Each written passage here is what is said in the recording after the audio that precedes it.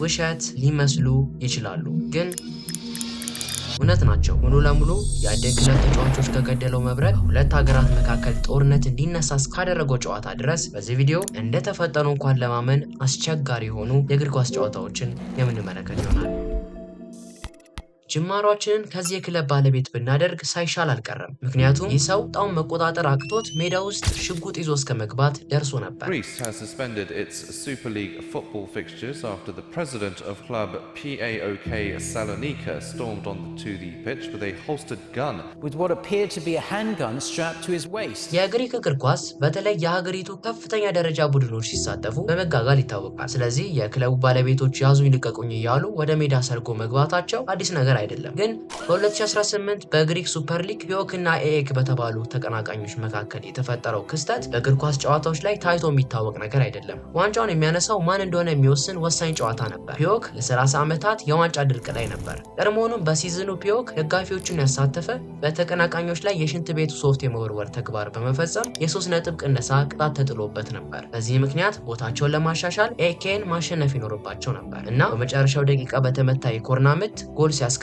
1-2 በሆነ ውጤት ያሳኩት ይመስል ነበር። ነገር ግን በተቀናቃኞቻቸው በቀረበ ቅሬታ ጎላቸው ኦፍሳይድ ተብሎ ተሰረዘ። ይህ የክለቡን ባለቤት ኤቨን ሳቨርዝን በማናደድ ወደ ሜዳ በመግባት ዳኛው ጋር የጦፈ ክርክር ውስጥ እንዲገባ አደረገ። ግን እውነታው ሲታወቅ የክለቡ ባለቤት በወቅቱ የተቀባበለ ሽጉጥ በጎን ይዞ ነበር ወደ ሜዳው የገባው። ምንም እንኳን እንዲህ መሆኑ ለየት ያለ ነገር ባይሆንም ሽጉጥ ይዞ መግባቱ ግን በግሪክ እግር ኳስ ራሱ መስመር ማለፍ ነበር። ሙሉ የግሪክ ሱፐር ሊግ በዚህ ምክንያት የታገደ ሲሆን ባለቤቱ ከከባድ ቅጣት ጋር የ3 ነጥብ ቅነሳና የ3 ዓመት እገዳ ተጥሎበታል። የአንድ ሰው ስሜታዊ መሆን መላው ሊግ እንዲታገድ ማድረጉ የሚገርም ነገር ነው። ቀጣዩ ግን ሽጉጥ ሳይሆን አሸባሪዎችን ያሳተፈ ታሪካዊ ክስተት ነው።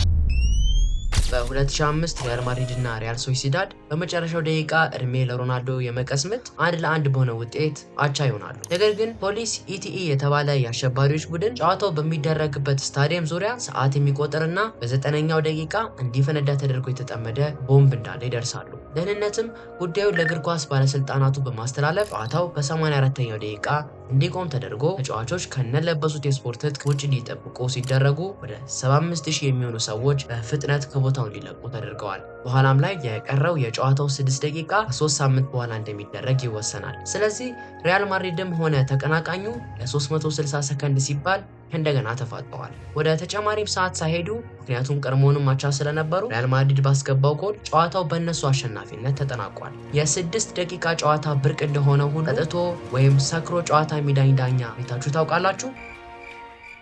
አታውቁም? ላይክ ሳያደርግስ ይህን የመሰለ ቪዲዮ የሚያይ ሰው አይታችሁ ታውቃላችሁ? ታውቁ። ስለዚህ ምን ያስጠብቃችኋል? ሳብስክራይብ ማድረጋችሁን አትዘንጉ።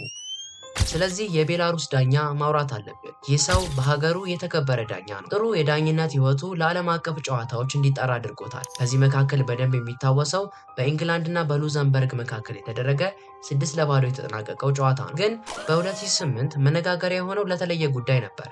በቤላሪያን ሊግ ጨዋታ የሀገሪቱ ምርጥ ዳኛ ተብሎ የተመረጠው ይህ ዳኛ ከሜዳው መሃል ጀርባውን ወደ ኋላ አድርጎ ምንም ሊንቀሳቀስ አልቻለም። እንዲሁም በርካታ ፋውሎችን ችላ ብሎ አልፏል ወይም ሳይቀጣ አልፏል። ሁኔታውን ያስተዋለው የሥራ ባልደረባው ከሜዳ እንዲወጣ ሊረዳው ወደ ሜዳው ይገባል። ግን ዳኛው እርዳታውን አሻፈረኝ በማለት በደስታ እጁን ለደጋፊዎች እያውለበለበ ከሜዳው ይወጣል። ነገሩም ሲታወቅ ዳኛው ጥንብር እስኪል ድረስ ሰክሮ ነበር። በዚህም ከዳኝነቱ ታግዷል። ግን ዳኞች የማይሆን ውሳኔ ለመወሰን የግድ መስከር አያስፈልጋቸውም። ለዚህም ማሳያ ቀጣዩ ጨዋታ ነው።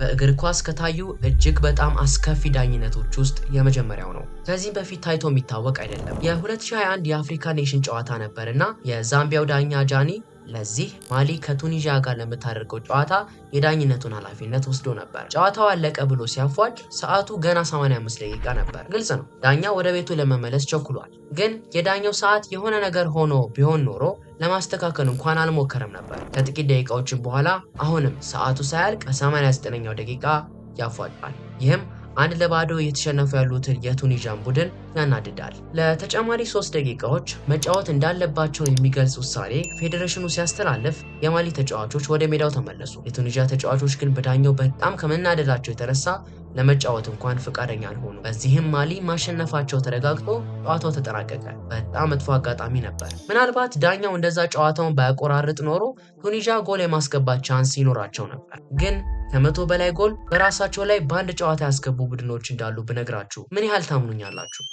በማዳጋስካር የተፈጠረው እውነታ ይህ ነበር። በእግር ኳስም ከፍተኛው የግብ ቁጥር ተብሎ ሪከርድ የተያዘለት ክስተት ነው።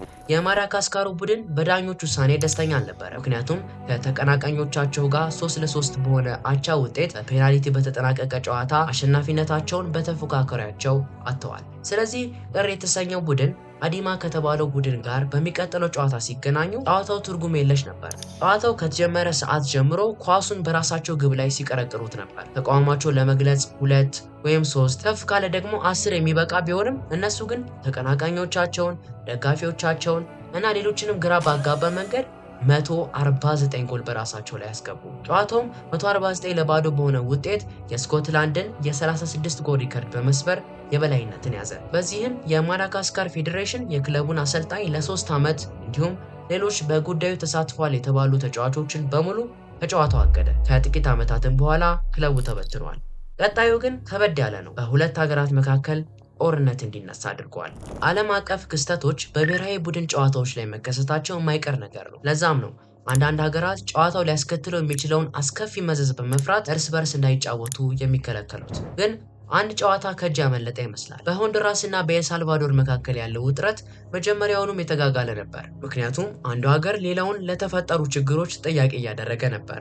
ሆንዱራስ ከኤልሳልቫዶር የሚመጡ ስደተኞች ወደ ሀገራቸው እንዲመለሱ በማስገደድ ችግሩን ይበልጥ ያባብሰዋል። ስለዚህ ሁለቱ ሀገራት ለዓለም ዋንጫ ማጣሪያ ጨዋታ ሲገናኙ ትንሽ ምክንያት ብቻ ነበር የሚፈልጉት። ሆንዱራሶች 1-0 ጨዋታውን ሲያሸንፉ የኤልሳልቫዶር ደጋፊዎች በስታዲየሙ እሳት እንዳቀጣጠሉ የሚገልጽ ወሬ ተሰምቶ ነበር እና በመልሶ ጨዋታው ኤልሳልቫዶር 3-0 በሆነ ውጤት ስታሸንፍ በጣም ከባድ አመጽ በሀገሪቱ ተቀስቅሷል። ስለዚህ አሸናፊውን ለመለየት ለሶስተኛ ጊዜ እነዚህ ሀገራት በሜክሲኮ እንዲጫወቱ ተደረጉ። ግን ከጨዋታው በፊት ኤልሳልቫዶር በቅድሚያ ባደረጉት ጨዋታ በዘረኝነት ወደ ሀገራቸው እንዲመለሱ በተደረጉ ስደተኞች ምክንያት ያላትን ዲፕሎማሲያዊ ግንኙነት ታቋርጣለች። በውጤቱ እስከ ተጨማሪ ሰዓት ድረስ አቻ በሆነ ውጤት ቢቆዩም በመጨረሻ ደቂቃ በገባ ጎል የኤልሳልቫዶር አሸናፊነት ተረጋግጧል። ከጥቂት ቀናት በኋላ ሁለቱ ሀገራት የጦርነት ቀጠና ውስጥ ነበሩ። ምንም እንኳን ጦርነቱ ለ100 ሰዓት የቆየ ቢሆንም ከ3000 በላይ ሰዎች ሞተዋል። እንዲሁም በመቀጠል ለሀገሪቱ የእርስ በርስ ጦርነት ምክንያት ነበረ። ግን እግር ኳስ ጦርነት የማስነሳት ኃይል እንዳለውም ሁሉ ሰላም የማስፈንም ኃይል አለው። በ1967 ናይጄሪያ የእርስ በርስ ጦርነት ውስጥ ነበረች። ቢያፍራ የተባለው ክልል የራሱ መንግስት ለመመስረት ፈልጎ ነበር። ነገር ግን የእግር ኳስ ታላቅ ተጫዋች የሆነው ፔሌን ለማየት የ3 ዓመት የእርስ በርስ ጦርነታቸውን እረፍት ሰጥተውት ነበር። የሮናልዶ እና የሜሲ ታዋቂነት በጣም ገራሚ ከመሰላችሁ ተሳስታችኋል። ምክንያቱም የፔሌ ታዋቂነት ሌላ ታሪክ ውስጥ የገባ ነው። በዓለም አቀፍ ደረጃ ተወዳጅ እየሆነ ሲመጣ ክለቡ ሳንቶስ በተቻለ ፍጥነት ትርፍ ለማግኘት ፈለገ። ስለዚህ ትልቅ ጉብኝት አዘጋጀ። አውሮፓንና ጃፓንን ያጠቃለለ ዝም ብሎ ጉብኝት አልነበረም። አፍሪካን ጭምር ያጠቃለለ ትክክለኛ ጉብኝት ነበር። ናይጄሪያን ጨምሮ ብዙ የአፍሪካ ሀገራትን ያጠቃለለ ነበር። ግን ሳንቶስ ሁለት ሀገራት ጦርነት እያደረጉ መጫወት አይችልም። ሳንቶስ እና የናይጄሪያ ብሔራዊ ቡድን ለሚያደርጉት የወዳጅነት ጨዋታ ለ2 ቀናት የሚቆይ የተኩስ አቁም ስምምነት ተፈራረሙ። የሚገርመው በሁለቱም ጽንፍ የሚገኙ ወታደሮችና የጦር አለቆች የጨዋታው ደህንነት የተጠበቀ እንዲሆን ጎን ለጎን ተባብረው ሲሰሩ ነበር። ጨዋታውን ፔሌ ባስገባው 2 ጎል እና በናይጄሪያ 2 ጎል አቻ ሆኖ ይጠናቀቃል። ነገር ግን ፔሌና ሳንቶስ እግራቸውን እንዳወጡ ጦርነቱ ቀጠለ። አዎ ሙሉ ለሙሉ ጦርነቱ አላበቃ ይሆናል። ግን ቢያንስ ለጥቂት ቀናት ሀገሪቱ ከጥይት ድምፅ ነፃ ነበረች። አሁን በእግር ኳስ ከታዩ አስከፊ ጨዋታዎች አንዱ ነው።